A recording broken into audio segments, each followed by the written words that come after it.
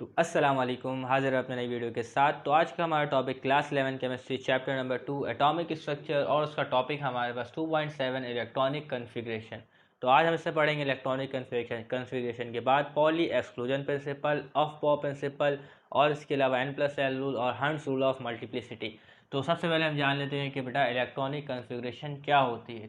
तो क्या है बेटा, the distribution of electron in the available sub shell and orbitals. ठीक है, तो इसी सब शेल ऑर्बिटल्स में इलेक्ट्रॉन की फिलिंग और अरेंजमेंट को क्या कहते हैं बेटा, इलेक्ट्रॉनिक कन्फिग्रेशन कहते हैं। ठीक है, ठीक है। इसी तरीके से अगर आपने क्लास 9 में इलेक्ट्रॉनिक कन्फिग्रेशन की होगी तो क्लास 9 में आपको 18 एलिमेंट्स तक, ठीक है, इलेक्ट्रॉनिक कन्फिग्रेशन सिखाई जाती है। जैसे कि हमारे पास एक मौजूद है हाइड्रोजन। ठीक है, हाइड्रोजन का एटॉमिक नंबर होता है 1 और एटॉमिक मास होता है, मास नंबर होता है 1। ठीक है, तो इसका एटॉमिक नंबर 1 है इसमें, यानी कि एक प्रोटॉन और एक इलेक्ट्रॉन होता है। ठीक है, तो इलेक्ट्रॉनिक कन्फिग्रेशन हम किसकी करते हैं, डिस्ट्रीब्यूशन इलेक्ट्रॉन की करते हैं। तो हाइड्रोजन में कितने इलेक्ट्रॉन मौजूद होते हैं, एक इलेक्ट्रॉन मौजूद होते हैं। ठीक है, तो अगर मैं इसकी इलेक्ट्रॉनिक कन्फिग्रेशन करूं तो वो इस तरीके से होगी 1s1 1s1। ठीक है, तो इस 1s का मतलब क्या है बेटा, 1s1 का मतलब क्या है, तो जो आप ऊपर नंबर देख रहे हैं ये आपको रिप्रेजेंट कर रहा है इलेक्ट्रॉन। क्या रिप्रेजेंट कर रहा है बेटा, इलेक्ट्रॉन। ठीक है, और ये आपको रिप्रेजेंट कर रहा है बेटा ऑर्बिटल या सब शेल, ऑर्बिटल या सब शेल। और ये आपको रिप्रेजेंट कर रहा है बेटा शेल नंबर। क्या रिप्रेजेंट कर रहा है बेटा, शेल नंबर। की शेल कौन सा है, पहला शेल है, दूसरा शेल है या तीसरा शेल है। क्योंकि पहले शेल के अंदर ही तो सब शेल ऑर्बिटल होते हैं, दूसरे शेल के अंदर ही तो सब शेल और ऑर्बिटल होते हैं, तीसरे शेल के अंदर ही तो सब शेल और ऑर्बिटल होते हैं। तो पहले शेल में सिर्फ एक एस ऑर्बिटल मौजूद होता है। ठीक है, तो ये क्या रिप्रेजेंट कर रहा है बेटा, शेल नंबर। ठीक है, और ये क्या है बेटा, ऑर्बिटल, एस ऑर्बिटल। तो हाइड्रोजन में एक इलेक्ट्रॉन होता है, तो वो एक इलेक्ट्रॉन पहले शेल के पहले ही एस ऑर्बिटल में आता है। ठीक है, और हाइड्रोजन के पास इलेक्ट्रॉन कितने हैं, एक इलेक्ट्रॉन है। बात समझ में आ रही है। इसी तरीके से हाइड्रोजन के बाद जो आता है अगला एलिमेंट, वो आपके पास होता है हीलियम। तो मैं लिखता हूँ हीलियम, इधर 2 लिखाएगा, इधर 4 लिखाएगा। इसका मतलब क्या, एटॉमिक नंबर, इसका मतलब है एटॉमिक मास। ठीक है, तो अगर मैं हीलियम की इलेक्ट्रॉनिक कन्फिग्रेशन करूँ वो क्या होगी बेटा, वो होगी आपके पास 1s2 1s2। ठीक है, तो ऊपर 2 लिखा हुआ है, इसके मायने क्या है बेटा, हीलियम में टोटल इलेक्ट्रॉन कितने होते हैं बेटा, 2 इलेक्ट्रॉन होते हैं। ठीक है, बात समझ में आ रही। और इधर 1 लिखा हुआ है, ये क्या है बेटा, शेल। ठीक है, शेल। और ये एस का मतलब एस ऑर्बिटल। तो हीलियम के जो 2 इलेक्ट्रॉन है आपके पास, वो पहले शेल के पहले ही एस ऑर्बिटल में 2 इलेक्ट्रॉन आते हैं। तो जैसा कि आप बात जानते हैं कि एक ऑर्बिटल में ज़्यादा से ज़्यादा 2 इलेक्ट्रॉन आते हैं और दोनों इलेक्ट्रॉन की स्पिन क्या होती है बेटा, डिफरेंट होती है। एक की अगर प्लस हाफ स्पिन है तो दूसरे की माइनस हाफ स्पिन होगी। ठीक है, तो पॉली एक्सक्लूजन प्रिंसिपल में आप यही बात को जानेंगे। ठीक है, इसको आपने क्वांटम नंबर्स में भी पढ़ा है। इलेक्ट्रॉनिक कन्फिग्रेशन करने के कुछ उसूल और ज़वाबित हैं, उनको देख लें। तो पहला जो उसूल है हमारे पास वो क्या है, पॉली एक्सक्लूजन प्रिंसिपल। ठीक है, तो following are the rules for electronic configuration. तो सबसे पहले आप पढ़ेंगे पॉली एक्सक्लूजन प्रिंसिपल, इसके बाद पढ़ेंगे ऑफ पॉ प्रिंसिपल, तीसरे नंबर पर पढ़ेंगे n+l रूल, चौथे नंबर पर पढ़ेंगे हंट्स रूल ऑफ मल्टीप्लिसिटी। तो सबसे पहले पॉली एक्सक्लूजन प्रिंसिपल समझ लें, बहुत ही आसान है। इसमें जो हम बात करेंगे इलेक्ट्रॉन की स्पिन के बारे में बात करेंगे। जैसा कि आप जानते हैं कि एक ऑर्बिटल में 2 इलेक्ट्रॉन मौजूद होते हैं। ठीक है, लेकिन उन दोनों की जो स्पिन होगी वो आपके पास डिफरेंट होती है। अगर एक की प्लस हाफ है तो दूसरे की माइनस हाफ होगी। ठीक है, तो इस बात को आपने याद रखना है। तो आज ये पहले पॉली एक्सक्लूजन प्रिंसिपल क्या है, this principle state that in an orbital of an atom, एक एटम में ऑर्बिटल मौजूद होते हैं, जैसे s orbital, p orbital, d orbital, f orbital. तो in an orbital of an atom no 2 electron can have the same set of 4 quantum number. ठीक है, no 2 electron, एक ऑर्बिटल के अंदर 2 इलेक्ट्रॉन मौजूद है, एक ऑर्बिटल के अंदर 2 इलेक्ट्रॉन मौजूद है। लिखा हुआ no 2 electron can have the same set of 4 quantum number. वो जो 2 इलेक्ट्रॉन मौजूद है उनके जो चारों क्वांटम नंबर के सेट है वो सेम नहीं हो सकते। वो जो चारों क्वांटम नंबर के सेट है, एक प्रिंसिपल क्वांटम नंबर, दूसरा है एजीम्यूथल क्वांटम नंबर, तीसरा है मैग्नेटिक क्वांटम नंबर, चौथा है स्पिन क्वांटम नंबर। उन दोनों इलेक्ट्रॉन के जो क्वांटम नंबर के सेट है वो सेम नहीं हो सकते, ऐसा पॉली प्रिंसिपल कहता है। तो no 2 electron can have the same set of 4 quantum number, at least 1 quantum number must be different. ठीक है, तो एटलीस्ट कम से कम एक क्वांटम नंबर जो है वो डिफरेंट होना चाहिए। और वो कौन सा डिफरेंट होगा, वो होगा स्पिन क्वांटम नंबर।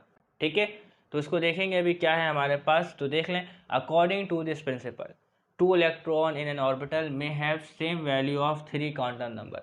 तो एक ऑर्बिटल में 2 इलेक्ट्रॉन मौजूद है, उनके क्या है बेटा 3 क्वांटम नंबर सेम होंगे। 3 क्वांटम नंबर क्या है बेटा सेम हो सकते हैं।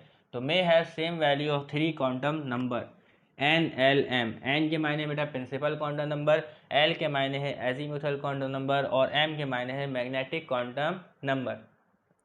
तो वो जो 2 इलेक्ट्रॉन होंगे उनके क्या है बेटा ये 3 क्वांटम नंबर सेम हो सकते हैं, लेकिन जो उनका चौथा क्वांटम नंबर होगा स्पिन क्वांटम नंबर वो सेम हरगिज नहीं होगा एक ऑर्बिटल में। तो अगर एक ऑर्बिटल में 2 इलेक्ट्रॉन मौजूद है तो उनके 3 क्वांटम नंबर ये वाले सेम हो सकते हैं, principal quantum number, azimuthal quantum number, magnetic quantum number, लेकिन चौथा quantum number spin quantum number same नहीं होगा। ठीक है, तो आगे चलते हैं। तो but the value of fourth quantum number S यानी spin quantum number must be different. Spin quantum number must be different. तो एक ऑर्बिटल में अगर 2 इलेक्ट्रॉन मौजूद है, दोनों की स्पिन सेम नहीं होगी। एक की स्पिन होगी +½ एक की स्पिन होगी -½ तो it means that if one electron of the same orbital has clockwise spin and the second electron must have anti-clockwise spin। तो एक ऑर्बिटल में अगर 2 इलेक्ट्रॉन है तो एक की स्पिन होगी क्लॉकवाइज स्पिन और सेकंड इलेक्ट्रॉन की स्पिन होगी एंटी क्लॉकवाइज। ठीक है, तो इस क्वांटम नंबर के साइड क्या है बेटा, चारों क्वांटम नंबर के साइड एक जैसे नहीं है। ठीक है, दोनों इलेक्ट्रॉन के लिए। ठीक है, तो यही बात कहा जा रहा है, no 2 electron can have the same set of 4 quantum number, at least 1 quantum number must be different. तो ये कहता है हमें पॉली एक्सक्लूजन प्रिंसिपल। तो आ जाए एग्जाम्पल लेते हैं। Consider 2 electron of helium. तो हीलियम की मैंने आपको इलेक्ट्रॉनिक कन्फिग्रेशन दिखा दी, क्योंकि क्लास 9 तक आप 18 एलिमेंट्स की इलेक्ट्रॉनिक कन्फिग्रेशन ज़रूर पढ़ते हैं, उसको सीखते हैं। अगर नहीं भी सीखते, हाइड्रोजन और हीलियम की इलेक्ट्रॉनिक कन्फिग्रेशन करना कोई मुश्किल काम नहीं है। ठीक है, तो consider 2 electrons of helium which are lying in s orbital. ठीक है, और फर्स्ट सबशेल। तो इलेक्ट्रॉनिक कन्फिग्रेशन शुरू होती है कहाँ से बेटा, 1s से शुरू होती है। ठीक है, जैसे हाइड्रोजन की शुरू हुई थी, हाइड्रोजन में 1 इलेक्ट्रॉन है तो आया 1s1, हीलियम में 2 इलेक्ट्रॉन थे तो आया 1s2। तो इसी तरीके से ये किसकी इलेक्ट्रॉनिक कन्फिग्रेशन बेटा, हीलियम की इलेक्ट्रॉनिक कन्फिग्रेशन है 1s2। ठीक है, the set of 4 quantum number will be written as. ठीक है, तो हीलियम के देखें बेटा, एक पहला इलेक्ट्रॉन है और दूसरा इलेक्ट्रॉन। हीलियम में 2 इलेक्ट्रॉन मौजूद होते हैं, तो इनका क्या बेटा हम क्वांटम नंबर का सेट फिल करते हैं। ठीक है, तो हीलियम में जो पहला इलेक्ट्रॉन है और दूसरा इलेक्ट्रॉन, इसका ताल्लुक कौन से शेल से है, कौन से शेल से, इसका ताल्लुक बेटा फर्स्ट शेल से। शेल कहा है, इस बात को याद रखिएगा। तो ज़रा मैं हीलियम का इलेक्ट्रॉनिक कन्फिग्रेशन यहाँ एक बड़ा सा लिखता हूँ 1s2। ठीक है, ये बताता है आपको शेल नंबर। ठीक है, क्या है शेल नंबर, n=1। तो हीलियम का ताल्लुक कौन से शेल से है, हीलियम के इलेक्ट्रॉन का शेल नंबर 1 से। ठीक है, तो मैंने यहाँ क्या लिखा बेटा 1। ठीक है, तो आपको ये बात बताई कि अगर n=1 है तो l क्या होगा। तो अगर n=1 है तो l होगा 0, l होगा 0, ये बात बताई थी ना। ठीक है, तो दोनों इलेक्ट्रॉन का ताल्लुक कहाँ से बेटा, शेल नंबर 1 से। तो सेकंड इलेक्ट्रॉन का ताल्लुक शेल नंबर 1 से है, और जब n की वैल्यू 1 होगी तो एजीमुथल क्वांटम नंबर की वैल्यू क्या होगी आपके पास, 0 होगी। ये बात क्लियर है, कोई मसला तो नहीं। ठीक है, तो इसी तरीके से अगर हमें m की वैल्यू निकालनी है, इसके लिए क्या था हमारे पास, एक फॉर्मूला था 2l+1, 2l+1। ठीक है, तो आपने l की जगह क्या रखना बेटा, 0+1, तो ये आएगा 1। तो m की वैल्यू 1 होगी, एक ओरिएंटेशन होगी, तो आप क्या लिखेंगे बेटा, 0 लिखेंगे। ठीक है, तो m की वैल्यू आपको बताया था -l से लेके 0 से लेके +l तक वैल्यू थी। तो पहले सेंट्रल वैल्यू लिखनी है, तो हमने लिखा m की जगह 0। ठीक है, तो इसी तरीके से अगर इसका भी निकालेंगे तो l की जगह 0 रखेंगे, 1 आएगा, और फिर सेंट्रल वैल्यू लिखेंगे 0, तो इधर भी m की वैल्यू क्या आएगी बेटा, 0 आएगी। तो अब तक आप देख रहे हैं दोनों इलेक्ट्रॉन के क्वांटम नंबर सेम आ रहे हैं। देखिए n की वैल्यू भी सेम पहले इलेक्ट्रॉन के लिए, दूसरे इलेक्ट्रॉन के लिए भी n की वैल्यू सेम। ठीक है, l की वैल्यू भी सेम, l की वैल्यू भी सेम दोनों इलेक्ट्रॉन के लिए, m की वैल्यू भी सेम और m की वैल्यू भी सेम। ठीक है, लेकिन स्पिन क्वांटम नंबर सेम नहीं होगा एक ऑर्बिटल के दोनों इलेक्ट्रॉन के लिए। ठीक है, तो अगर एक की स्पिन क्या होगी बेटा, अगर एक की स्पिन होगी आपके पास +½ तो दूसरे की स्पिन होगी बेटा -½ ठीक है, तो इस तरीके से क्या होगा कि एक ऑर्बिटल में, कौन सा ऑर्बिटल में, एस ऑर्बिटल में मिसाल के तौर पे ये दोनों इलेक्ट्रॉन मौजूद है, तो इनके जो क्वांटम नंबर के सेट की जो वैल्यू है, चारों क्वांटम नंबर सेट की जो वैल्यू है वो सेम नहीं है। ठीक है, वो सेम नहीं है, बल्कि क्या है बेटा, एक डिफरेंट है, स्पिन क्वांटम नंबर की वैल्यू डिफरेंट है। तो यही आपको कहा जा रहा है no two electron can have the same set of 4 quantum number. तो ये 2 इलेक्ट्रॉन हैं, इनके जो सेट ऑफ क्वांटम नंबर है वो सेम नहीं है, at least 1 quantum number must be different. तो एक क्वांटम नंबर कौन सा डिफरेंट है, ये दोनों क्या है बेटा आपके पास डिफरेंट है। तो बात समझ में आ रही है। तो एक ऑर्बिटल के अंदर 2 इलेक्ट्रॉन है, उनका क्वांटम नंबर का सेट सेम नहीं होगा, लेकिन उसमें एक फ़र्क मौजूद होगा, किसका बेटा, स्पिन क्वांटम नंबर का। तो N L M जो है वो सेम हो सकते हैं, लेकिन S की वैल्यू आपके पास डिफरेंट होगी, ठीक है।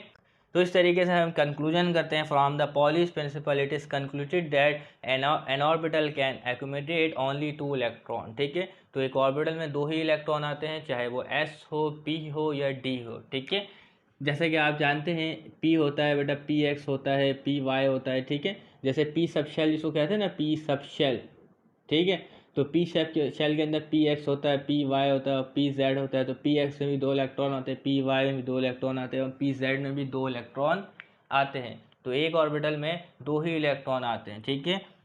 तो from the Pauli's principle it is concluded that an orbital can occupy only 2 electron and these electron must have opposite spin. तो जो आपके पास 2 इलेक्ट्रॉन होंगे एक ऑर्बिटल में, उनकी स्पिन क्या होगी बेटा, अपोजिट होगी। और आप उनको इस तरीके से भी शो कर सकते हैं, एक हाफ एरो ऊपर और एक हाफ एरो नीचे, ठीक है, क्लियर है। तो इस तरीके से हमने पॉली एक्सक्लूजन प्रिंसिपल को समझ लिया है। अब बढ़ते हैं बेटा अफबॉ प्रिंसिपल की तरफ, जहां हम इलेक्ट्रॉनिक कन्फिग्रेशन करेंगे। तो दूसरा प्रिंसिपल हमारे पास है अफबॉ प्रिंसिपल, ठीक है। तो अफबॉ इज़ अ जर्मन वर्ड, तो ये जर्मन वर्ड था जिसके मायने था बिल्डिंग अप, ठीक है। तो पॉली ने इस प्रिंसिपल को नाम दिया अफबॉ प्रिंसिपल। तो इस प्रिंसिपल के तहत जो हम इलेक्ट्रॉन को फिल करेंगे इन order of increasing energy, in order of increasing energy. तो सबसे पहले इलेक्ट्रॉन को उस सब शेल में फिल करेंगे जिसकी एनर्जी कम होगी, ठीक है। और फिर उसके बाद उसमें फिल करेंगे जिसकी एनर्जी उससे ज़्यादा होगी, फिर उसके बाद उसमें इलेक्ट्रॉन फिल करेंगे जिसकी एनर्जी उससे ज़्यादा होगी, ठीक है। तो according to this principle electrons are fill progressively to the various subshell in order of increasing energy, ठीक है। तो सबसे पहले जिस सब शेल की एनर्जी कम होगी उसमें इलेक्ट्रॉन भराएंगे, फिर उसके बाद अगले वाले की बारी, फिर उसके बाद अगले वाले की बारी। तो मिसाल के तौर पे the relative order of energy of various subshell of an atom. तो मैंने सब शेल की क्या लिखी है बेटा, रिलेटिव एनर्जी लिखी है कि किस सब शेल की एनर्जी ज़्यादा होती है और किस सब शेल की एनर्जी कम होती है। तो पहला सब शेल होता है 1s और ठीक है, दूसरा होता है 2s, ठीक है। तो आप यहाँ देख सकते हैं इधर एक साइन लगा बेटा, ठीक है। ये कौन सा साइन है बेटा, ये लेस देन का साइन है। किसका साइन है बेटा, लेस देन, ठीक है। तो इसमें आपने बताना है, देखें 1s या 2s दोनों में से एनर्जी किसकी ज़्यादा है, दोनों में से एनर्जी किसकी ज़्यादा है।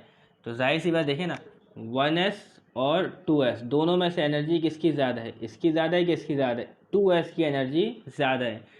तो इसका मतलब है कि बेटा 1s is less than 2s, ठीक है। Energy of 1s is less than 2s।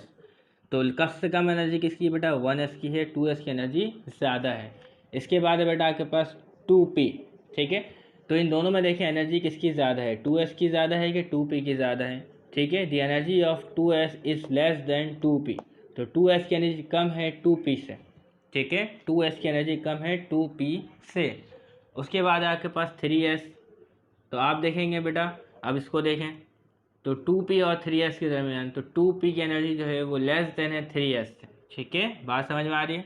तो the energy of 2p is less than 3s। उसके बाद है बेटा आपके पास 3p। तो 3s और 3p के दरमियान कंपेरिजन करें तो the energy of 3s is less than 3p। बात समझ में आ रही है आपको। तो अब आपको ये पढ़ने आ गया होगा। तो अब इसको आ जाए डायरेक्ट देखते हैं। तो सबसे कम एनर्जी जो होगी बेटा, आप इस तरफ बढ़ रहे हैं तो मतलब एनर्जी ऑफ सब शेल में इजाफा होता जा रहा है। तो सबसे पहले जो इलेक्ट्रॉन फिल होगा जिसकी एनर्जी कम होगी उसमें इलेक्ट्रॉन फिल होगा, ठीक है। पहले 1s में फिल होगा, फिर 2s में, फिर 2p में, फिर 3s में, फिर 3p में, फिर 4s, 3d, 4p, 5s, 4d, 5p, 6s, 4f और 5d। तो इस हिसाब से इलेक्ट्रॉन फेल होगा। अब मसला ये है कि आप इसको याद किस तरीके से रखेंगे। तो इसको याद रखने का एक तरीका है, किताब में आपकी इस किस्म की पिक्चर बनी हुई होगी, ठीक है। तो आपने इसको ड्रॉ करना है। तो ये ड्रॉ करना कोई मुश्किल काम नहीं, मैंने इसको पहले से लिख कर रख लिया है ताकि मुझे मसाइल का सामना ना हो। तो इसको ड्रॉ किस तरीके से आपने करना है तो इसको देख लें। तो जैसा कि आप जानते हैं कि शेल नंबर 1 में एक सब शेल होता है, ठीक है। तो एक सब शेल होता है, वो कौन सा होता है बेटा, S, ठीक है। और ये 1 क्या बताता है, ये आपको प्रिंसिपल क्वांटम नंबर यानी शेल नंबर 1 बता रहा है, ठीक है। तो इसी तरीके से शेल नंबर 2, ठीक है। तो शेल नंबर 2 में 2 सब शेल होते हैं, एक होता है S और एक होता है P। और उससे पहले आपने 2 लगा देना है क्योंकि शेल नंबर 2 ये आपको बताता है, ठीक है।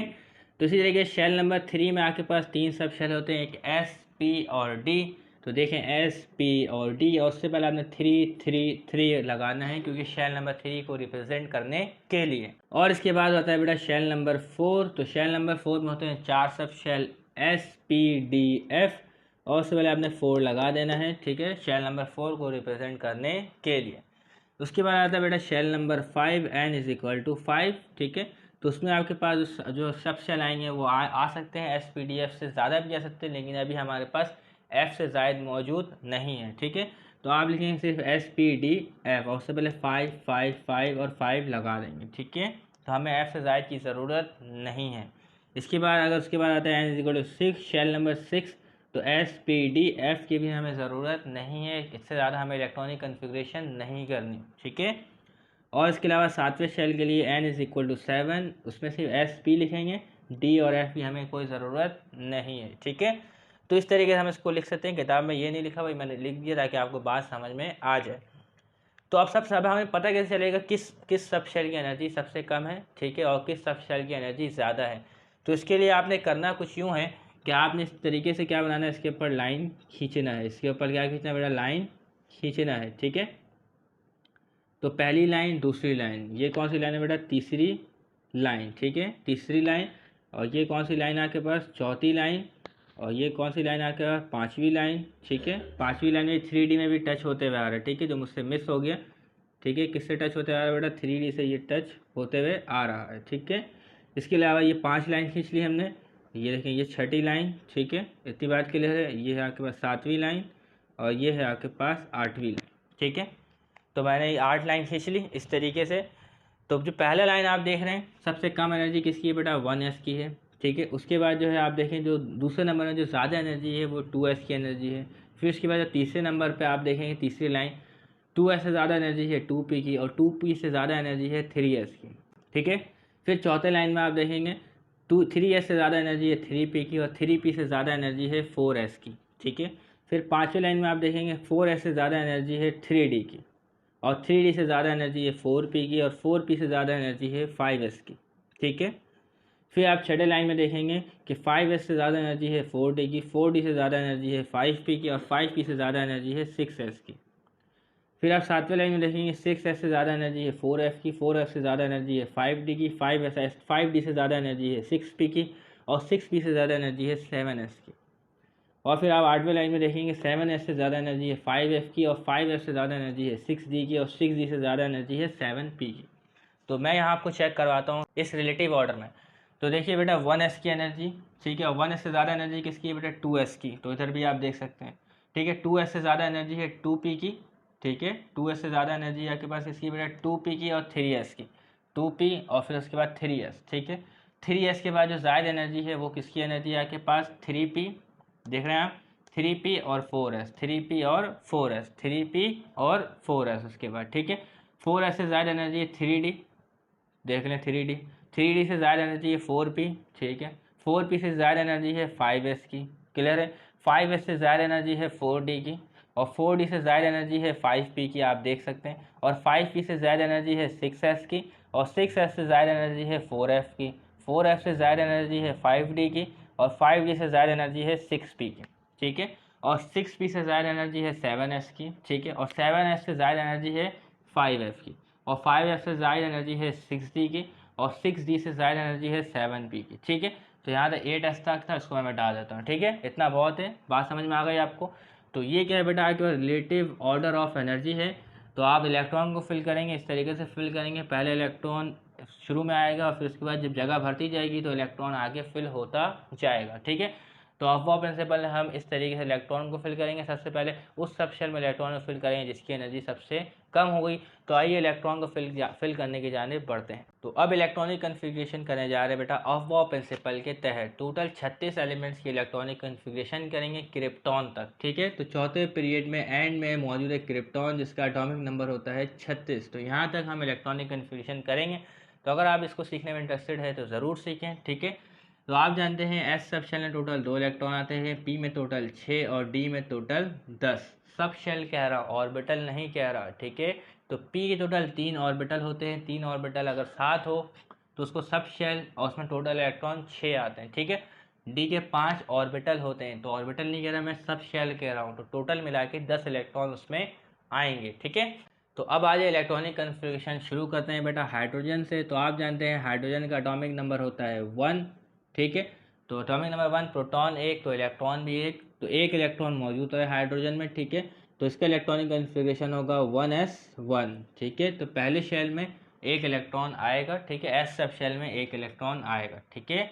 बात समझ में आ रही। इसी तरीके से आपके पास है बेटा हीलियम। हीलियम का एटॉमिक नंबर होता है 2, ठीक है।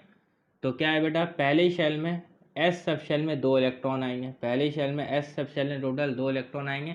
तो ये इलेक्ट्रॉनिक कन्फिग्रेशन है बेटा हीलियम की, ठीक है। तो जो ऊपर मौजूद है ये आपको इलेक्ट्रॉन बताता है, तो एस सब शेल में हीलियम के 2 इलेक्ट्रॉन मौजूद है, ठीक है, ओके। इसके बाद हीलियम के बाद जो नंबर आता है वो आता है लिथियम का। लिथियम का एटॉमिक नंबर होता है आपके पास 3, ये बात क्लियर है, लिथियम का एटॉमिक नंबर होता है 3।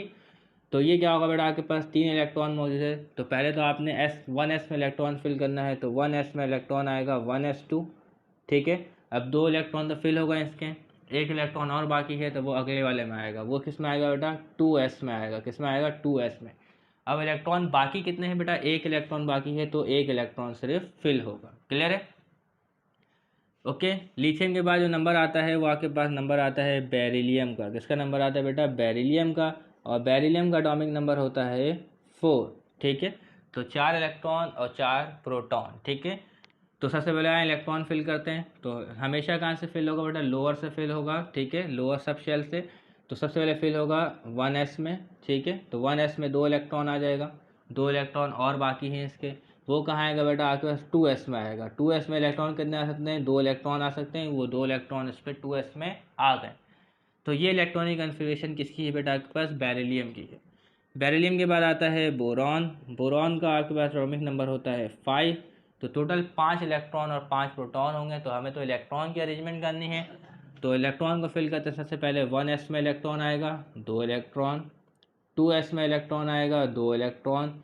तो बोरॉन के 4 इलेक्ट्रॉन फिल हो गए, 1 इलेक्ट्रॉन बाकी है। तो 2s के बाद क्या आता है बेटा, 2p आता है, तो 2p में इसके 1 इलेक्ट्रॉन आ गए, ठीक है। तो इस तरीके से बोरॉन के जो 5 इलेक्ट्रॉन थे वो अरेंज हो गए। तो ये इलेक्ट्रॉनिक कन्फिग्रेशन है बेटा बोरॉन की। अगला है कार्बन। कार्बन का एटॉमिक नंबर होता है 6, ठीक है। कार्बन का एटॉमिक नंबर 6 इस तरीके से आए फिल करते हैं। तो पहला इसके 2 इलेक्ट्रॉन आएंगे 1s में, 1s में 2 इलेक्ट्रॉन आ गए। अब उसके बाद है बेटा 2s, तो 2s में 2 इलेक्ट्रॉन आ गए कार्बन के, टोटल 4 इलेक्ट्रॉन कार्बन के अरेंज हो गए। अब इसके बाद जो है 2p में इलेक्ट्रॉन कितने आएंगे, 4 तो फिल हो गए, 2 बाकी है, तो 2p में 2 इलेक्ट्रॉन आएंगे कार्बन। ये इलेक्ट्रॉनिक कन्फिग्रेशन है कार्बन की, ओके।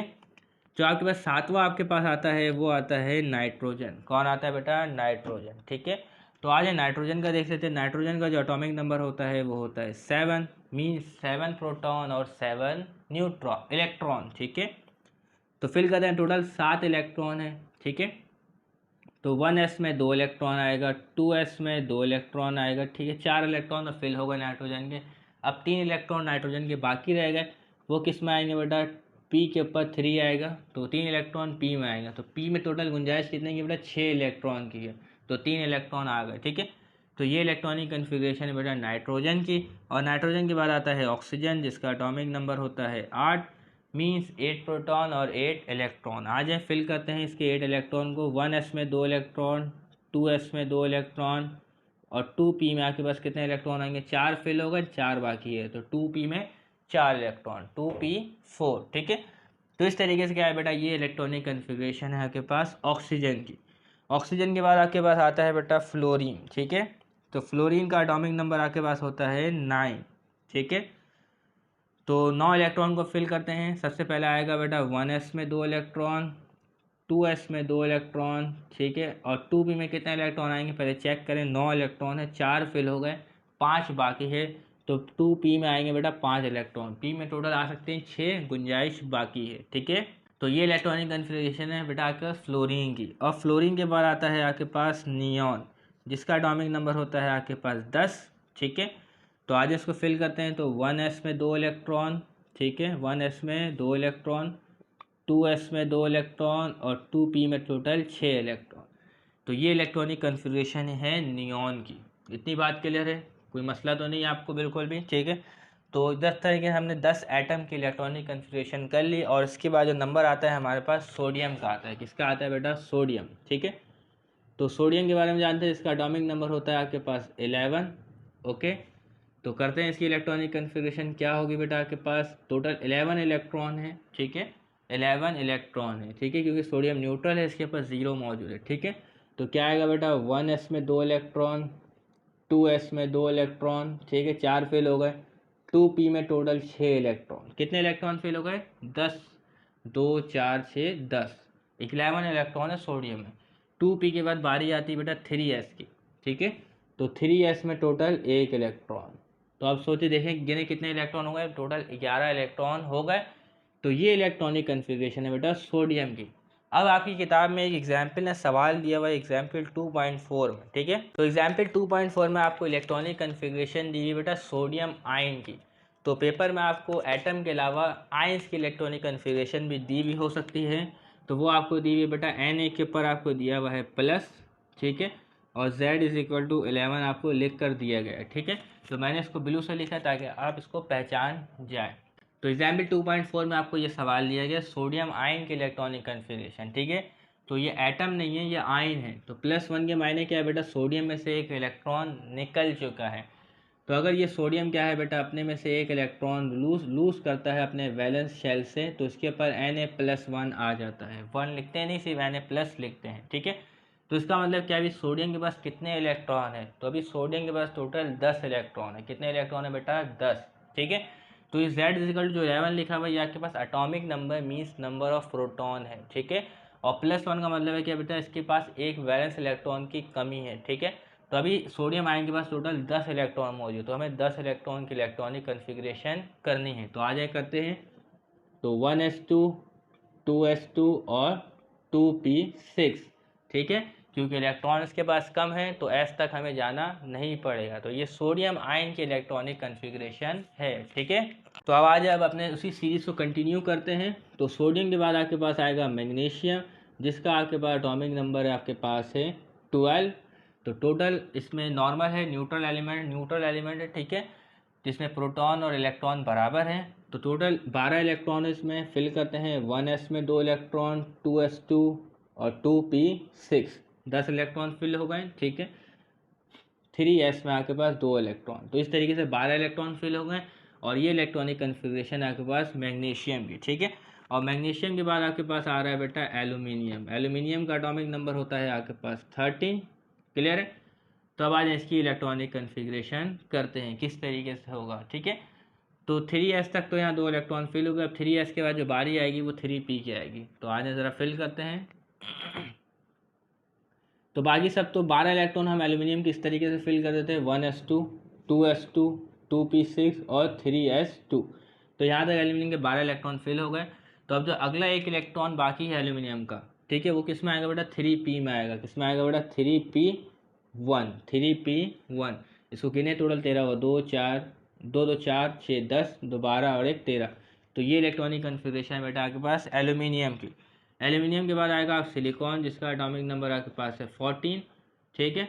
तो आज फिल करते हैं। तो क्या होगा बेटा? 1s2, 2s2, 2p6, 3s2 और 3p।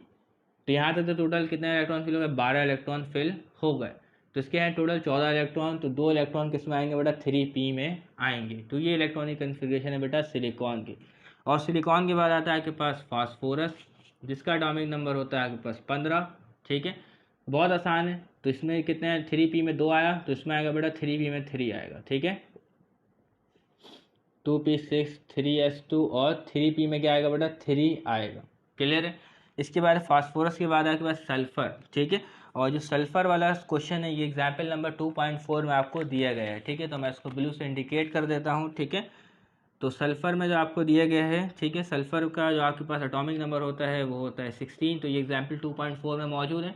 तो इसको फिल करने कोई मुश्किल काम नहीं है। इसमें 15 इलेक्ट्रॉन फिल है, तो अगले में सल्फ़र में क्या होगा? 3p4 हो जाएगा। क्या हो जाएगा बेटा? 3p4 हो जाएगा, ठीक है। तो 3p4 इलेक्ट्रॉन गिन ले। 2 2 4, ठीक है, 4 6 10, 2 12, 4 16, ठीक है। तो सल्फर क्या है बेटा, न्यूट्रल है, एस के ऊपर 0 है, ठीक है, कोई इसके अलावा कोई दूसरा नंबर चार्ज मौजूद नहीं है, ठीक है। और सल्फर के बाद जो आता है बेटा वो आपके पास आता है क्लोरीन, जिसका एटॉमिक नंबर होता है आपके पास 17, मीन 17 प्रोटॉन एंड 17 इलेक्ट्रॉन। तो इसमें बिल्कुल इसी तरीके से 1s2, 2s2, 2p6, 3s2 और 3p4 था इससे पहले, तो इसमें आएगा 3p5, ठीक है, क्लियर है। अब इसी तरीके से किताब में आपके एक और सवाल दिया हुआ है, वो एग्जाम्पल 2.4 में Cl आयन, क्लोराइड आयन का दिया हुआ है। किसका दिया बेटा, 2.4 एग्जाम्पल में क्लोराइड आयन का दिया गया है, तो वो आपको करवाते हैं। वो लिखा हुआ है बेटा Cl आयन, ठीक है, और Z इज इक्वल टू 17, तो Cl के ऊपर माइनस है, इसका मतलब क्या है बेटा। तो मिसाल कर भाई ये क्लोरीन है, नॉर्मल है, ठीक है, ठीक, क्लोरीन आइटम है, तो अगर जब ये एक इलेक्ट्रॉन गेन कर ले तो इसके ऊपर आ जाता है Cl माइनस, Cl माइनस। इससे पहले क्लोरीन के 17 इलेक्ट्रॉन थे, तो एक इलेक्ट्रॉन और जमा हो गया इसमें, तो टोटल क्लोराइड आयन में टोटल इलेक्ट्रॉन की तादाद होती है 18 इलेक्ट्रॉन। कितने इलेक्ट्रॉन, 18 इलेक्ट्रॉन। ये जो है ये आपको प्रोटॉन नंबर बता रहा है। तो इस क्लोराइड आयन में टोटल 18 इलेक्ट्रॉन है, तो हमें 18 इलेक्ट्रॉन की फिलिंग करनी है। तो आज इसको करते हैं किस तरीके से ये हमारे पास होगा। तो 1s2, 2s2, 2p6, 3s2 और 3p, पहले चेक करते हैं, 2 4 6 10, 2 12, 12 इलेक्ट्रॉन फिल हुए यहाँ तक, 6 और फिल करना है, वो आएगा 3p6 के ऊपर, ठीक है। तो ये क्लोराइड आयन की इलेक्ट्रॉनिक कन्फिग्रेशन है, ठीक है। तो जो जो ब्लू से करवाया ये सब एग्जाम्पल में हमारे पास मौजूद है। अब क्या है बेटा, क्लोराइड आयन के बाद हमारे पास जो 18वां एलिमेंट आता है वो है आर्गॉन, ठीक है, आर्गन, जिसका एटॉमिक नंबर आपके पास है 18, ठीक है। तो 18 आगे फिल करते हैं, 1s2, 2s2, 2p6, 3s2 और 3p6। तो 2 इलेक्ट्रॉन, 2 2 4 6 10, 2 12, 12 6 18। तो इस तरीके से हमने क्या है बेटा 18 एलिमेंट तक इलेक्ट्रॉनिक कन्फिग्रेशन कर ली है, ठीक है। तो क्लास 9 में आर्गन तक हम क्या करते हैं बेटा, इलेक्ट्रॉनिक कन्फिग्रेशन करते हैं। तो उम्मीद करते हैं यहाँ तक आपको बातें जो है वो क्लियर हो गई होंगी। तो अब करते हैं बेटा पोटाशियम और कैल्शियम की इलेक्ट्रॉनिक कन्फिग्रेशन, ठीक है। तो पोटाशियम का जो आपके पास एटॉमिक नंबर होता है वो होता है 19, ठीक है। तो इसकी कन्फिग्रेशन करते हैं, क्या होगा हमारे पास देखते हैं। तो 19 इलेक्ट्रॉन होंगे, 1s2, 2s2, 2p6, 3s2 और 3p6। तो यहाँ तक 18 इलेक्ट्रॉन फिल होगा। 3p के बाद जो बारी आती है वो आती है 4s1 की, तो 4s1 में एक इलेक्ट्रॉन फिल होगा, ठीक है। अब उसके बाद पोटाशियम के बाद आपके पास आएगा कैल्शियम, ठीक है, कैल्शियम, जिसका आपके पास एटॉमिक नंबर होता है 20, ठीक है। तो 20 प्रोटॉन 20 इलेक्ट्रॉन, ठीक है, इसके ऊपर कोई चार्ज नहीं है। तो 20 इलेक्ट्रॉन को फिल करते हैं, 1s2, 2s2, 2p6, 3s2 और 3p6। यहाँ तक टोटल 18 इलेक्ट्रॉन फिल हो गए। 2 इलेक्ट्रॉन फिल होगा बेटा 4s में, तो 4s2। इसी तरीके से एक सवाल किताब में आपके और मौजूद है, ठीक है, वो मौजूद है आपको कैल्शियम आयन की क्या करनी है बेटा, इलेक्ट्रॉनिक कन्फिग्रेशन करनी है, Ca+2, Ca+2। तो Ca+2 का मतलब क्या है, तो आए Ca+2 का मतलब जान लें, ठीक है। तो देखिए ये कैल्शियम है, ठीक है। तो अगर ये कैल्शियम 2 इलेक्ट्रॉन लूज करता है, क्या करता है बेटा, 2 इलेक्ट्रॉन लूज करता है, तो क्या है बेटा, कैल्शियम के ऊपर +2 आ जाएगा, क्या आ जाएगा बेटा, +2। तो मतलब ये कैल्शियम आयन आपको दिया हुआ है, ठीक है। तो इसमें 2 इलेक्ट्रॉन की कमी है। तो वैसे तो कैल्शियम में 20 इलेक्ट्रॉन होते हैं, ठीक है। तो 20 में से 2 निकल गया तो टोटल 18 इलेक्ट्रॉन बचे। कितने इलेक्ट्रॉन बचे बेटा, 18 इलेक्ट्रॉन बचे हैं, ठीक है। तो आज हम इन 18 इलेक्ट्रॉन को फिल करते हैं। तो 1s2, 2s2, 2p6, 3s2, 3p6। तो ये जो इलेक्ट्रॉनिक कन्फिग्रेशन है आपके पास ये कैल्शियम आयन की है। तो उम्मीद करते हैं यहाँ तक आपको बातें समझ में आ गई होंगी, ठीक है, क्लियर है, कोई मसला तो नहीं। तो अब आगे बढ़ते हैं हम और दीगर एलिमेंट्स की इलेक्ट्रॉनिक कन्फिग्रेशन शुरू करते हैं स्कैंडियम से, ठीक है। तो इलेक्ट्रॉनिक कन्फिग्रेशन को आगे कंटिन्यू करते हैं। तो यहाँ पे मैंने पोटाशियम और कैल्शियम को दोबारा लिखा है, ठीक है। तो कैल्शियम के बाद जो अगला नंबर आता है वो स्कैंडियम का आता है। तो आपने जो आपके पास एनर्जी ऑफ सब शेल की जो आपके पास जो सीरीज़ है ये आपको याद करनी है। अगर आपसे याद नहीं होती तो आप इस तरीके कार के तहत आप क्या कर सकते हैं, मालूम कर सकते हैं, और आप अपने पेपर में लिख लीजिएगा और फिर बाद में इसके हिसाब से इलेक्ट्रॉनिक कन्फिग्रेशन कर लीजिएगा, ठीक है। तो कैल्शियम के बाद जो अगला नंबर आता है स्कैंडियम का, जिसका एटॉमिक नंबर होता है 21, ठीक है। तो 21 है 20 इलेक्ट्रॉन जो है हूबहू कैल्शियम की तरफ फिल हो जाएंगे, ठीक है, ठीक है ना। तो कोई मसला तो नहीं। तो खैर आगे बढ़ते हैं। तो 1s2, 2s2, 2p6, 3s2, 3p6। उसके बाद आपके पास क्या है बेटा, उसके बाद आप फिल करेंगे बेटा 3d1 4s2 3d1 4s2, ठीक है। क्योंकि अब 4s के बाद जो बारी आएगी वो 3d की आएगी, ठीक है ना, बात समझ रहे। 4s के बाद जो बारी आएगी आपके पास किसकी आएगी बेटा, 3d की आएगी। तो 3p के बाद आपने लिखना है बेटा 3d1 और 4s2, ठीक है। ये तरीक़ेकार है, आपने इसी तरीके से लिखना है, ठीक है। स्कैनिंग के बाद जो अगली बारी आती है वो आती है कि बस टाइटेनियम की, जिसका एटॉमिक नंबर आपके पास होता है 22।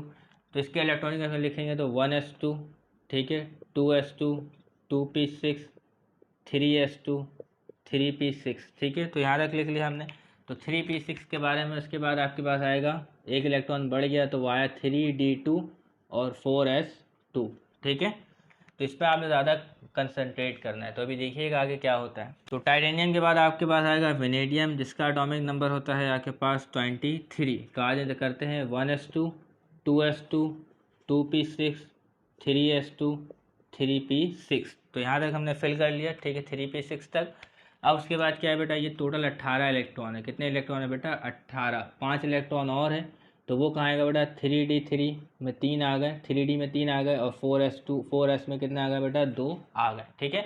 तो इस तरीके से बिल्कुल 23 इलेक्ट्रॉन पूरे हो गए। अब इसके बाद क्या है बेटा, वेनेडियम के बाद आएगा क्रोमियम, जिसका एटॉमिक नंबर आपके पास होता है 24, ठीक है।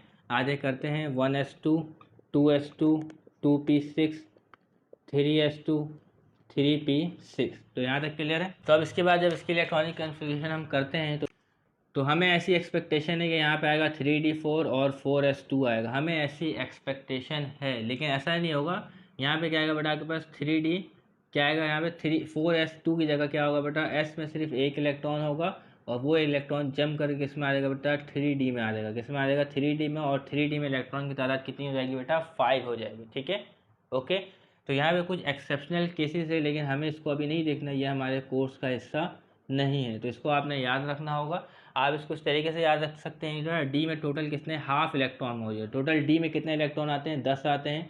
तो डी में अगर 5 इलेक्ट्रॉन मौजूद है, हाफ ऑर्बिटल फिल है, ठीक है, हाफ सब शेल फिल है, तो ये क्या है बेटा, ज़्यादा स्टेबल है। तो ये क्या है बेटा, ज़्यादा स्टेबल है। तो हर एटम क्या है बेटा, स्टेबिलिटी की तरफ बढ़ता है। तो इसी तरीके से क्रोमियम क्या करता है बेटा, अपना जो डी सब शेल है इसको हाफ फिल करता है, ठीक है। तो इस वजह से डी में कितने इलेक्ट्रॉन आएंगे बेटा, आपके पास टोटल 5 इलेक्ट्रॉन आएंगे। तो एस से एक इलेक्ट्रॉन जम करके डी में आ जाएगा, ठीक है। इसकी भी बहुत सारी वजूहत है, उसको हमें डिस्कस नहीं करना, ये हमारे टॉपिक का हिस्सा हरगिज़ नहीं है। इसके अलावा आपके पास क्रोमियम के बाद आता है बेटा मैंगनीज, Mn, जिसका एटॉमिक नंबर होता है आपके पास 25। इसकी इलेक्ट्रॉनिक कन्फिग्रेशन करें तो 1s2 2s2 2p6 3x2 3p6, ठीक है। तो यहाँ तक हो गया इसका। अब इसका क्या है बेटा, इसके 3d में कितना होगा, 5 ही होगा, ठीक है, और 4s में कितना होगा बेटा, 2 होगा, ठीक है। तो इस तरीके से आप इसमें इलेक्ट्रॉन गिन लें तो पूरे 25 होंगे। यहाँ तक 18 इलेक्ट्रॉन, ठीक है। तो 18 5 कितने होगा, 23, 23 2 25, ठीक है। तो इस तरह से मैंगनीज की भी हो गई। मैंगनीज के बाद है बेटा आयरन। आयरन का आपके पास क्या है बेटा, atomic number 26, 1s2 2s2 2p6 3s2 3p6। तो यहाँ तक मामला क्लियर है। तो 3d में कितना आएगा आपके पास, 3d6 और 4s2, ठीक है। तो यहाँ तक क्लियर।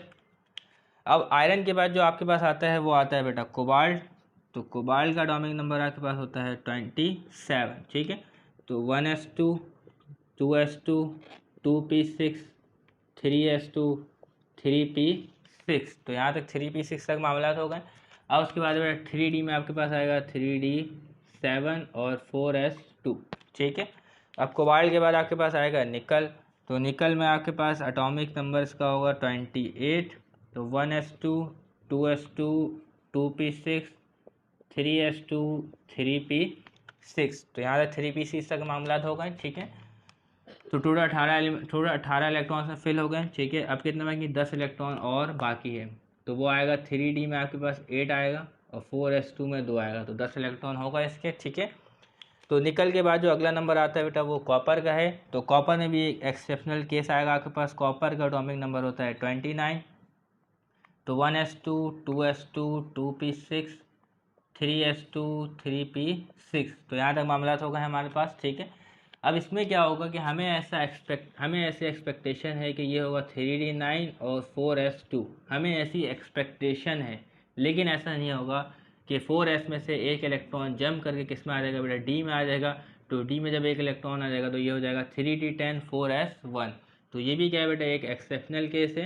तो जब डी ऑर्बिटल क्या है बेटा, हाफ फिल्ड हो या कम्प्लीटली फिल्ड हो, तो वो क्या होता है बेटा, स्टेबल होता है। क्या होता है बेटा, स्टेबल। तो कॉपर स्टेबिलिटी हासिल करने के लिए जो इलेक्ट्रॉन है उसका जंप करके कहाँ आ जाता है बेटा, 3D ऑर्बिटल में आ जाता है, 3D सबशेल में आ जाता है। तो हमने कॉपर तक कर ली है। तो एक और करते हैं बेटा जिंक। तो मैंने आपको बताया मैं करवाऊंगा आपको क्रिप्टॉन तक, ठीक है। तो जिंक भी कर लेते हैं, ठीक है। तो जिंक का आपके पास जो एटॉमिक नंबर होता है वो होता है आपके पास 30, ठीक है। जिंक जिसका एटॉमिक नंबर आपके पास है 30। तो 1s2 2s2 2p6 3s2 3p6, ठीक है। तो यहाँ तक हो गया। अब क्या इसके बाद 3D10 और 4s2। तो यहाँ तक मामला क्लियर है। तो एक्सेप्शनल के साथ को याद रखना बेटा, वो क्रोमियम में है और कॉपर में, ठीक है। अगर ये पेपर में आपके आ जाते हैं तो आपने इसको याद रखना है, ठीक है। तो आगे की इलेक्ट्रॉनिक कन्फिग्रेशन की तरफ भी बढ़ते हैं।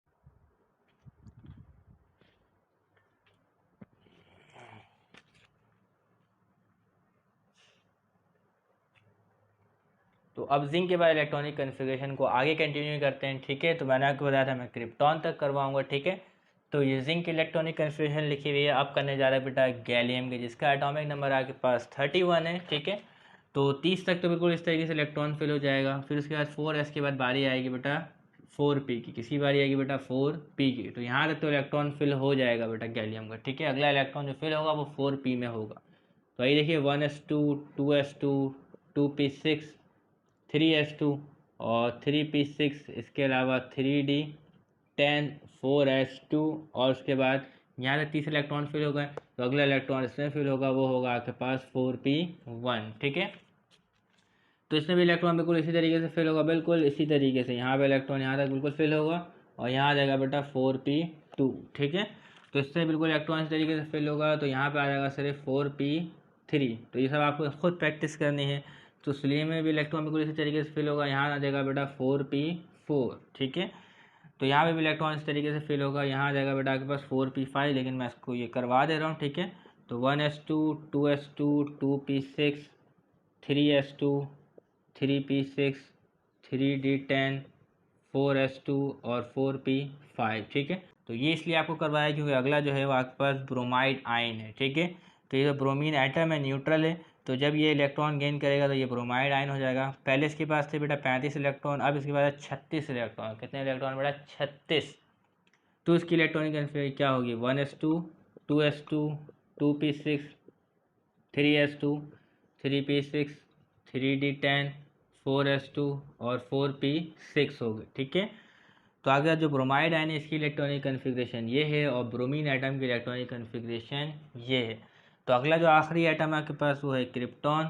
क्या होगा, 1s2 2s2 2p6 3s2 3p6 3D10 4s2 और ये होगा आपके पास 4p6। तो इस तरीके से मैंने आपको कहा था मैं 36 एटम की आगे क्या करवाऊंगा बेटा, इलेक्ट्रॉनिक कन्फिग्रेशन करवाऊंगा। तो वो मैंने आपको करवा दी, ठीक है। तो हो सकता है कि आपको किसी जगह ऐसा भी हो कि आप क्या लिखें बेटा, 4s को पहले लिखें और 3D को बाद में लिखें, तो उससे कोई मसला नहीं है। तो आप 4s को पहले भी लिख सकते हैं और 3D को बाद में भी लिख सकते हैं, तो इससे कोई मसला नहीं है। लेकिन बहुत सारी किताबों में ये ट्रेंड फॉलो होता है, डी को पहले लिखा जाता है, ठीक है। हालांकि डी की एनर्जी ज़्यादा है, लेकिन इसको पहले लिखा जाता है और 4s और 4p को बाद में लिखा जाता है, ठीक है। लेकिन इससे कोई मसला नहीं है, ठीक है। तो आप 3D को पहले लिख सकते हैं, तो मैंने 3D को पहले लिखा है। हो सकता है कि आपसे कोई कहे कि 3D को बाद में लिखो, तो उससे भी कोई मसला नहीं है। तो उम्मीद करते हैं यहाँ तक आपको बात समझ में आ गई होगी। तो अब बढ़ते हैं N+L रूल की तरफ। तो तीसरा रूल हमारे पास है N+L रूल। तो इस रूल की मदद से हम जानेंगे बेटा किस ऑर्बिटल की एनर्जी ज़्यादा है और किस ऑर्बिटल की एनर्जी कम है। तो वैसे तो तमाम बातें आप अफवाह प्रिंसिपल में सीख चुके हैं, लेकिन आपसे पेपर में पूछा जा सकता है आपको कोई दो ऑर्बिटल्स दे दी जाएँ, जैसे कि अगर आपको दे दिया जाए 3D ऑर्बिटल और 4s ऑर्बिटल, और आपसे पूछा जाए इन दोनों में सबसे ज़्यादा एनर्जी किसकी है, तो आप कैसे बताएंगे। तो आपको वहाँ पे उसकी रीजनिंग करनी पड़ेगी, ठीक है। तो वो आपको सिखा देंगे, लिखना आपको खुद आना चाहिए, ठीक है। तो N+L रूल, तो इसमें देखें N का मतलब है बेटा प्रिंसिपल क्वांटम नंबर और L का मतलब है एजीम्यूथल क्वांटम नंबर। तो इस रूल में प्रिंसिपल क्वांटम नंबर और एजीम्यूथल क्वांटम नंबर का किरदार होगा। तो एनर्जी ऑफ ऑर्बिटल मालूम करने के लिए प्रिंसिपल क्वांटम नंबर और एजीम्यूथल क्वांटम नंबर का सहारा लेना होगा। तो आज इस तरह पहले से थोड़ा पढ़ते हैं, फिर आपको सिखाते हैं किस तरीके से आपने किसी ऑर्बिटल की एनर्जी फाइंड करनी है, ठीक है। तो आगे देखते हैं, this rule remind us that the energy of orbital depend upon the principal quantum number and azimuthal quantum number. तो इससे हमें पता चलता है कि एनर्जी ऑफ ऑर्बिटल डिपेंड करती है बेटा principal quantum number n and azimuthal quantum number l, ठीक है। तो n plus l rule depend करता है क्वांटम नंबर और एजीम्यूथल क्वांटम नंबर पर। According to this rule electron are filled in various orbital in the order of increasing n plus L value. तो जो electron fill होगा orbital में वो कैसे होगा बेटा, in the order of increasing n plus L value. तो अगर जिसकी एन प्लस एल की वैल्यू कम होगी इलेक्ट्रॉन पहले उसमें फिल होगा, और जिसकी एन प्लस एल की वैल्यू ज़्यादा होगी बाद में इलेक्ट्रॉन उसमें फिल होगा, ठीक है। किसी भी ऑर्बिटल की हम कैलकुलेट करेंगे एन प्लस एल वैल्यू, ठीक है। तो अब वो प्रिंसिपल भी ठीक है, लेकिन हम क्या बेटा यहाँ पे ऑर्बिटल्स की एनर्जी कैलकुलेट करेंगे, किसकी एनर्जी ज़्यादा है और किसकी एनर्जी कम है, ठीक है। तो देख लें, तो यहाँ स्टेटमेंट हमारे मौजूद है, those orbital which have lower n plus L value, ठीक है। Those orbital which have lower n plus L value. तो यहाँ सब शेल को हम बराबर मान ले रहे हैं बेटा, किसके बेटा, ऑर्बिटल के, ठीक है। इस बात को याद रखना है। अब सब शेल का वर्ड हटा दें, ऑर्बिटल समझे, ठीक है। जैसे कि आप ये 2p है, इसको हम सब शेल कह रहे थे, अब इसको ऑर्बिटल ही कहें, ठीक है। किताब में वर्ड ऑर्बिटल ही इस्तेमाल किया जा रहा है। अब सब शेल की जो बातें हैं उसको साइड में रख दें, ठीक है, क्योंकि आगे भी हम जाके ऑर्बिटल इस्तेमाल करने वाले, सब शेल का वर्ड इस्तेमाल नहीं करेंगे। तो those orbital which have lower n plus L value, तो ऐसी ऑर्बिटल जिसकी क्या है बेटा, lower n plus L value हो, उसमें सबसे पहले इलेक्ट्रॉन जो है वो फिल होंगे। तो those orbital which have lower n plus L value are filled first. अब किसी ऑर्बिटल की एन प्लस एल वैल्यू निकालनी किस तरीके से, ये भी आपको सिखाया जाएगा। तो in case if two orbitals which have same n plus L value, अब सोचिए आपके पास दो ऑर्बिटल, मिसाल के तौर पे सोचिए ये दो ऑर्बिटल है 4p और 5s, ठीक है। इनकी जब n प्लस एल की वैल्यू निकाली जाए, इसकी भी n प्लस एल की वैल्यू सेम आ रही, इसकी भी n plus L value same आ रही, तो फिर क्या किया जाएगा, तो those orbital if two orbital which have same n plus L value then orbital having lower n value, तो ऐसा ऑर्बिटल जिसकी n की वैल्यू कम हो will be fill first, will be fill first. हो सकता है यहाँ से लेकर यहाँ तक बात आपको समझ में ना आई हो, तो जब इसकी एग्जाम्पल करेंगे तो आपको बात समझ में आ जाएगी। तो यहाँ से यहाँ तक जो बात है, ठीक है, तो ये वाली बात जो है ये इस एग्जाम्पल का पूरा हो जाएगी। तो दो orbital which have lower n plus L value are filled first. तो आज पहले इसकी एग्जाम्पल देखते हैं। तो let us consider the filling of electron in 3d and 4s orbital. तो जब हम इलेक्ट्रॉन को फिल कर रहे थे, आपने देखा था ना इलेक्ट्रॉन सबसे पहले कहाँ फिल हुए थे बेटा, देखा था कि इलेक्ट्रॉन सबसे पहले फिल हुए थे 4s में और उसके बाद फिल हुए थे 3d में, ठीक है। तो ऐसा क्यों हुआ था, अब n प्लस एल रूल की मदद से इसको देखते हैं, ठीक है। तो सबसे पहले हम उठा लेते बेटा, कौन सा उठा ले बेटा, सबसे पहले उठा लेते 3d उठा लेते या 4s उठा लेते। सबसे पहले कौन सा उठा लेते बेटा, 4s, ठीक है। कौन सा ऑर्बिटल है, 4s। तो 4s में n की वैल्यू क्या होगी, 4s ऑर्बिटल में n की वैल्यू क्या होगी, तो आप यहाँ से देख सकते हैं n की वैल्यू क्या होगी बेटा, 4 होगी। n की वैल्यू क्या होगी बेटा, 4। और ऑर्बिटल कौन सा है बेटा, s ऑर्बिटल है। तो s ऑर्बिटल के लिए l की वैल्यू क्या होती है, तो s ऑर्बिटल के लिए l की वैल्यू होती है आपके पास 0। क्या होती है बेटा, 0। क्वांटम नंबर पढ़ा है ना, जब l की वैल्यू 0 थी तो आपका ऑर्बिटल कौन सा था, s ऑर्बिटल था, ठीक है। तो 4 जो है n से आ गया, और s की वैल्यू क्या होती है बेटा, l जब 0 हो तो s ऑर्बिटल होता है, ठीक है। तो अब आज n प्लस एल कर लें, क्या कर ले बेटा, n प्लस एल। तो n प्लस एल के मायने बेटा 4 प्लस 0, ठीक है। क्या बेटा, 4 प्लस 0। तो 4 प्लस 0 बराबर होता है बेटा 4 के, ठीक है। तो ये हमारे पास सम होकर टोटल नंबर आया बेटा 4 आया, क्या है बेटा, 4। तो अब इस तरीके से 3d के निकालते हैं, 3d की n प्लस एल वैल्यू। तो 3 लिखा हुआ है तो n इज इक्वल टू 3। और कौन सा ऑर्बिटल है बेटा, d ऑर्बिटल है। तो d ऑर्बिटल के लिए l की वैल्यू क्या होती है, l की वैल्यू होती है d के लिए 2। क्या होती है बेटा, 2। s के लिए 0 l की वैल्यू, ठीक है। p के लिए l की वैल्यू 1 और d के लिए l की वैल्यू 2। तो d के लिए l की वैल्यू होती है 2। तो फॉर्मूला लगाएंगे n प्लस एल, तो n की वैल्यू 3 और l की वैल्यू 2, l की वैल्यू 2। तो क्या है हमारे पास 5 आया। तो किसकी n प्लस एल की वैल्यू कम है और किसकी n प्लस एल की वैल्यू ज़्यादा है, तो 4s की n प्लस एल की वैल्यू है 4 और 3D की n+l वैल्यू है 5। तो किस ऑर्बिटल की एनर्जी ज़्यादा है और किस ऑर्बिटल की एनर्जी कम है? तो 4s ऑर्बिटल की एनर्जी क्या है बेटा? कम है। ठीक है, 4s ऑर्बिटल की एनर्जी क्या है बेटा? कम है। और 3D ऑर्बिटल की एनर्जी ज़्यादा है। तो इसको हम इस तरीके से लिख सकते हैं कि बेटा 4s ऑर्बिटल की एनर्जी कम है किससे बेटा? 3D से। ठीक है, 4s की एनर्जी क्या है बेटा? कम है 3D से। ठीक है, तो यहाँ हमें पता चल गया। तो देखें, those orbital which have lower n+l value are filled first. तो सबसे पहले इलेक्ट्रॉन किस में फिल होगा जब आप इलेक्ट्रॉनिक कन्फिग्रेशन करेंगे? तो सबसे पहले जो इलेक्ट्रॉन फिल होगा वो आपका फिल होगा 4s ऑर्बिटल में। ठीक है, और उसके बाद जो इलेक्ट्रॉन फिल होगा वो होगा आपके पास 3D ऑर्बिटल। क्लियर है? कोई मसला तो नहीं? ओके, अब अगला देख ले। Late us consider another example of 4p and 5s orbital. तो इन दोनों ऑर्बिटल में से किसकी एनर्जी सबसे ज़्यादा होगी ये हमें फाइंड करना है। तो आज इसकी भी n+l वैल्यू निकालते हैं। सबसे पहले 5s लिखते हैं। ठीक है, तो 5s। ठीक है, 5s की n की वैल्यू होगी बेटा 5, n की वैल्यू होगी 5 क्योंकि shell number 5 principal quantum number.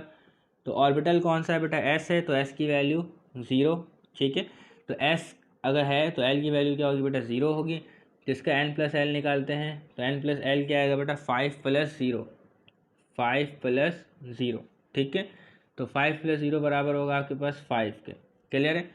अभी तरीके से अगला ऑर्बिटल कौन सा बेटा? 4p ऑर्बिटल है।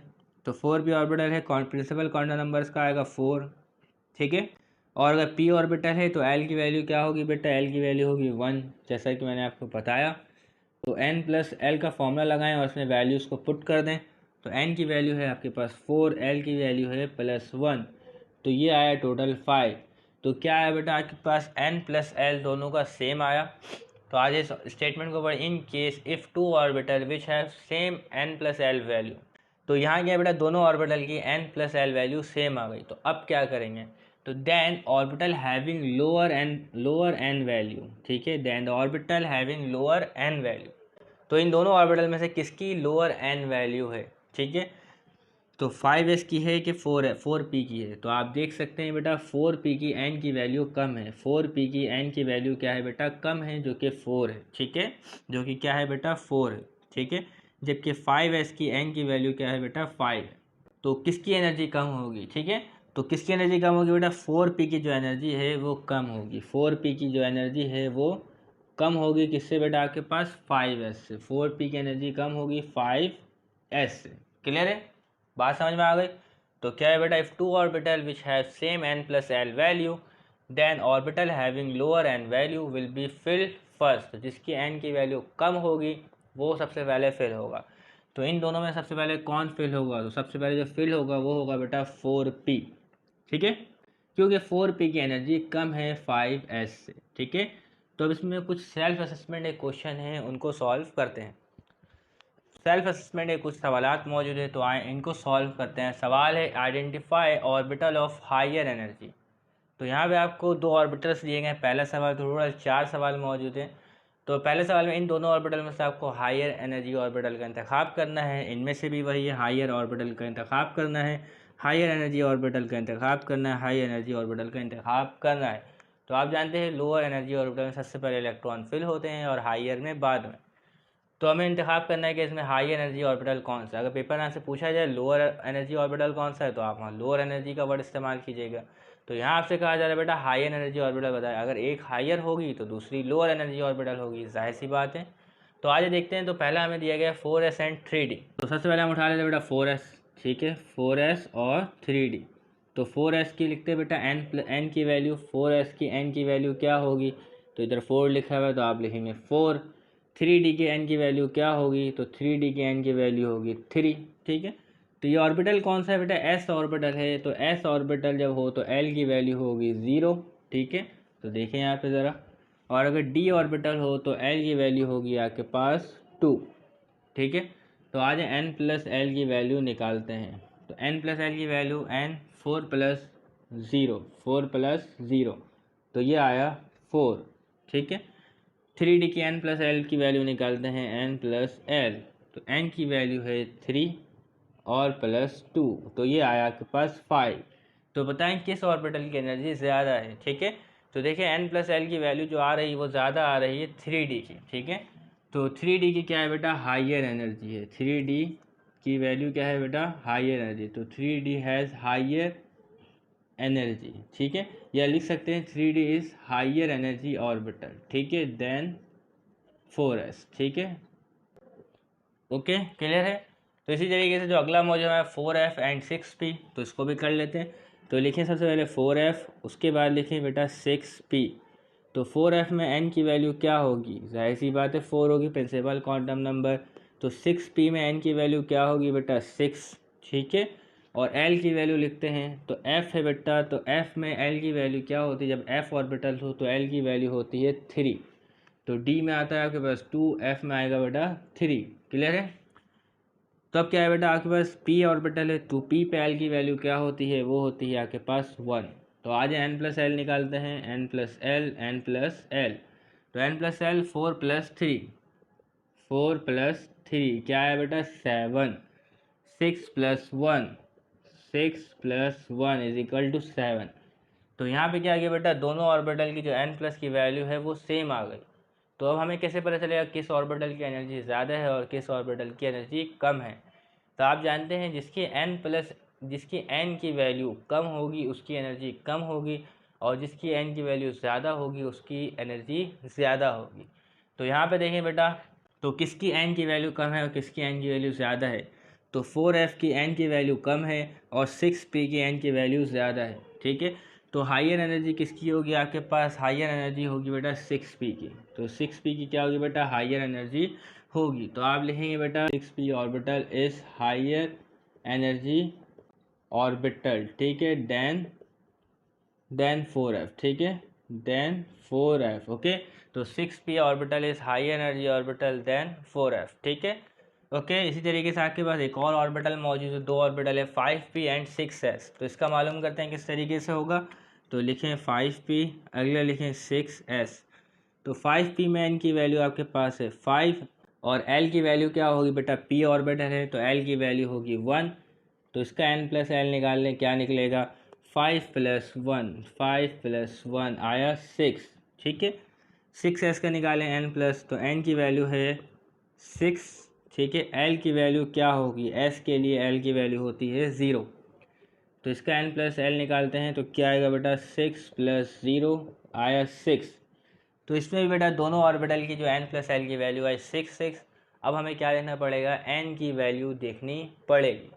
तो आज अगर देखते हैं कि 5p में n की वैल्यू है 5 और 6n में n की वैल्यू है 6, तो किसकी एनर्जी ज़्यादा होगी, तो 6s की एनर्जी ज़्यादा होगी 5p से, ठीक है, ओके। तो 6s की एनर्जी क्या होगी बेटा, ज़्यादा होगी 5p से। बाकी अब वर्डिंग जो भी है आप इसको खुद देखेंगे, ठीक है।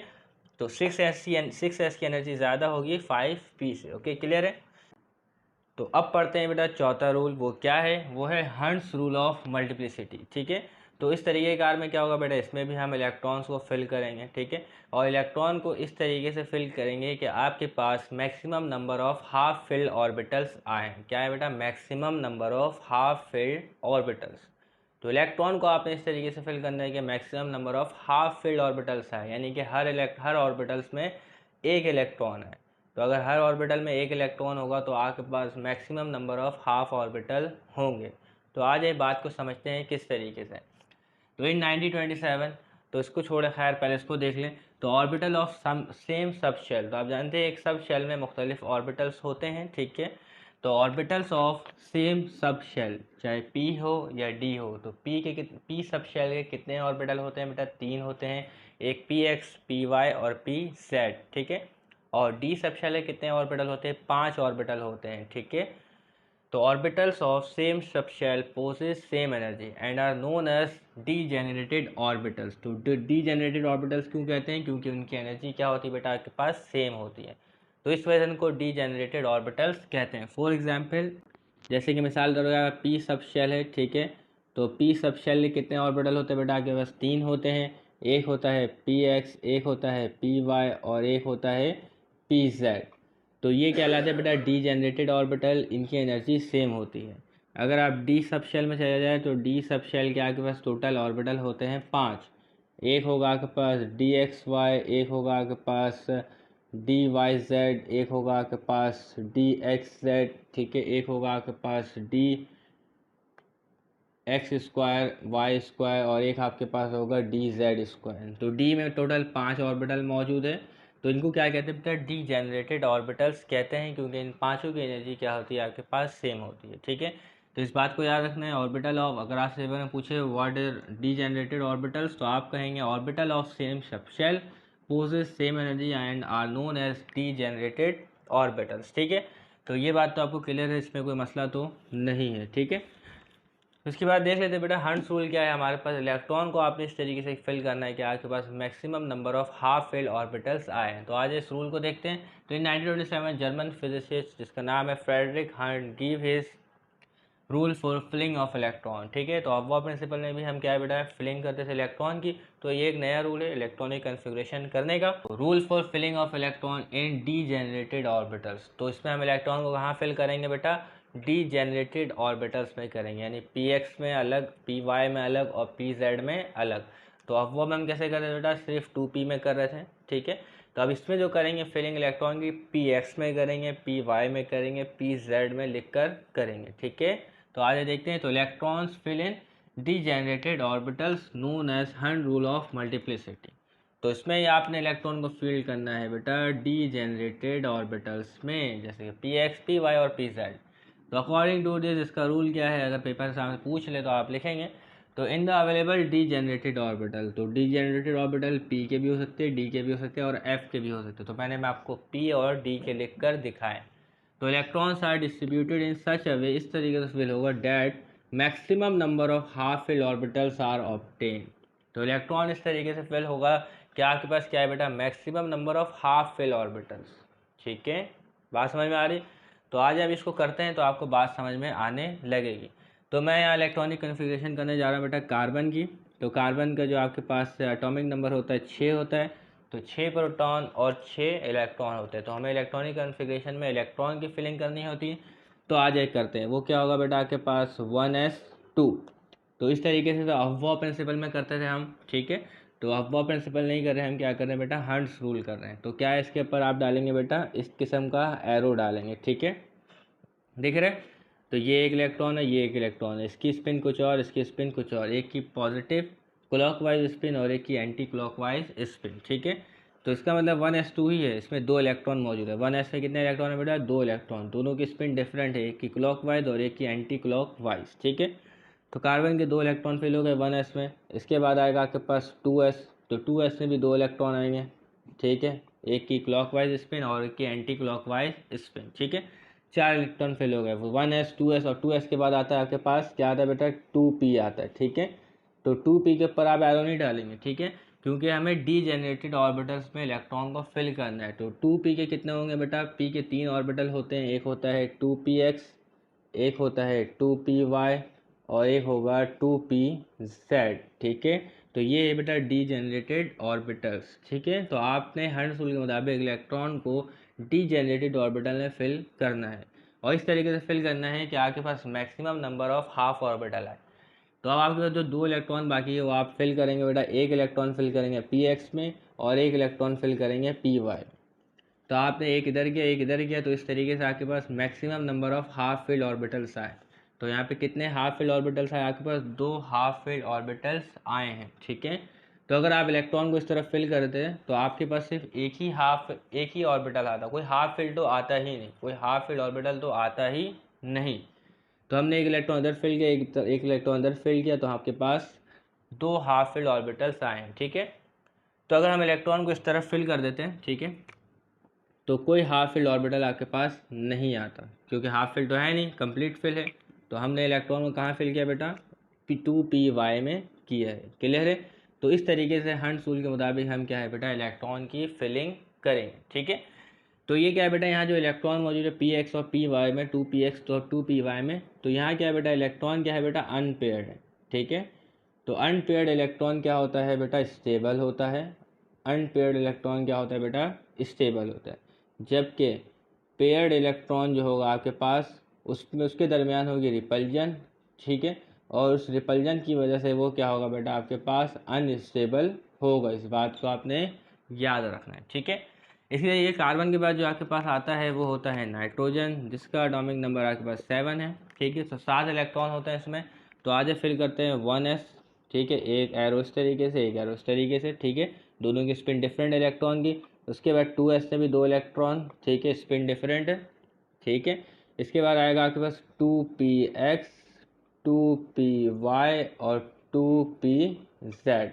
क्लियर है, कोई मसला तो नहीं। ठीक है, तो इलेक्ट्रॉन कितने बेटा टोटल 7 है, 4 फिल हो चुके हैं, 3 और बाकी हैं। तो इलेक्ट्रॉन कैसे फिल होंगे?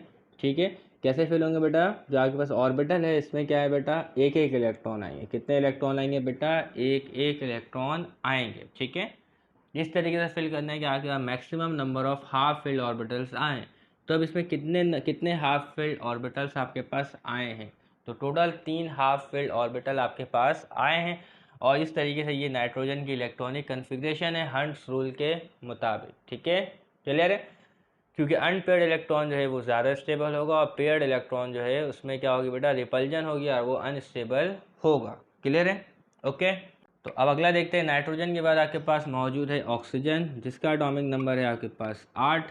तो इसकी इलेक्ट्रॉनिक कन्फिग्रेशन किस तरीके से होगी? 1s, 2 electron. ठीक है, स्पिन डिफरेंट है दोनों की। 2s, 1 इलेक्ट्रॉन और 1 इलेक्ट्रॉन। ये रहा 4 इलेक्ट्रॉन फिल होगा इसके। इसके बाद आएगा 2px, इसके बाद आएगा 2py और इसके बाद आएगा 2pz। ठीक है, 4 इलेक्ट्रॉन फिल हो चुके हैं, 4 और बाकी है। पहले तो 1 इलेक्ट्रॉन इधर फिल करें। ठीक है, ओके, फिर 1 इलेक्ट्रॉन इधर फिल करें, फिर 1 इलेक्ट्रॉन 2pz में फिल करें। तो 4 और 3 सारे इलेक्ट्रॉन फिल हुए हैं। ठीक है, टोटल लेकिन ऑक्सीजन के 8 इलेक्ट्रॉन है। तो 1 इलेक्ट्रॉन और कहाँ फिल करेंगे? तो 1 इलेक्ट्रॉन आपको मजबूरी है कि आपको px में ही फिल करना पड़ेगा। ठीक है, ओके। तो अब यहाँ पे ऑक्सीजन में आपके पास कितने maximum number of half fill orbitals आए? वो आए हैं 2। तो इस तरीके से इलेक्ट्रॉन को फिल करेंगे। पहले जितने पॉसिबल ऑर्बिटल है वहाँ पे इलेक्ट्रॉन को एक एक करके फिल करेंगे और फिर जो इलेक्ट्रॉन बच जाए तो फिर उसको आप 2px में भरेंगे और इलेक्ट्रॉन हो तो उसको 2py में भरेंगे। तो नेक्स्ट एग्जाम्पल में देखिएगा। तो नेक्स्ट एग्जाम्पल है आपके पास फ्लोरीन की, जिसका एटॉमिक नंबर होता है आपके पास 9। तो इसमें 9 इलेक्ट्रॉन मौजूद होते हैं। 1s, ठीक है, तो 2 इलेक्ट्रॉन। 2s, तो इसमें भी 2 इलेक्ट्रॉन। ठीक है, 4 इलेक्ट्रॉन फिल हो गए। उसके बाद आएगा बेटा 2px, 2py और 2pz। ठीक है, तो 9 इलेक्ट्रॉन 4 फिल हो गए। तो एक इधर फिल करें, 1 2 और 3, टोटल 7 इलेक्ट्रॉन फिल हो गए। ठीक है, 2 और इलेक्ट्रॉन बाकी है। तो अब क्या है, दोबारा भरते हैं यहाँ पे। तो 2px में एक भरें और 2py में एक भरें। ठीक है, तो यहाँ पे कितने number of half filled orbitals आए आपके पास फ्लोरीन में? तो एक ही एक हाफ फिल्ड ऑर्बिटल आपके पास मौजूद है। ठीक है, तो अगर आज ने कह दिया जाता है कि इलेक्ट्रॉनिक कन्फिग्रेशन आपने करनी हंट्स रूल के मुताबिक, तो आपने इसी प्रोसीजर को फॉलो करना पड़ेगा। ठीक है, और अगर आपको कुछ नहीं कहता तो आप अफवाह प्रिंसिपल के तहत कर दीजिएगा। ठीक है, तो अगला जो आपके पास मौजूद है, जो किताब में एक और करवाया गया है, वो करवाया गया बेटा नियॉन का। ठीक है, जिसका एटॉमिक नंबर होता है आपके पास 10। तो आज देखते हैं। तो क्या है बेटा, 1s। ठीक है, 2 इलेक्ट्रॉन, दोनों की स्पिन क्या है बेटा, अपोजिट है। 2s, ठीक है, उसके बाद आएगा 2px, 2py और 2pz। तो 10 इलेक्ट्रॉन है, 4 फिल है। तो आज पहले भरते हैं 1 इलेक्ट्रॉन। ठीक है, 1 electron, 1 electron, total 7 electron fill हो गए। 4 3 7, 3 और बाकी हैं। तो इधर भरते हैं बेटा 1 2 और 3। तो इस तरीके से 10 इलेक्ट्रॉन फिल हो गए। तो 1s भी फिल, 2s भी फिल, 2px, 2py और 2pz भी फिल हो गया है। ठीक है, तो इस तरीके से हमने क्या सीख लिया बेटा, इलेक्ट्रॉनिक कन्फिग्रेशन सीख ली है। किसके तहत बेटा, हंट्स रूल ऑफ मल्टीप्लिसिटी के तहत। तो उम्मीद करते हैं कि इस लेक्चर के तमाम पार्ट्स आपको समझ में आ गए होंगे। तो तब तक के लिए इजाज़त दीजिएगा, चैनल को सब्सक्राइब कीजिएगा। अल्लाह हाफ़िज़।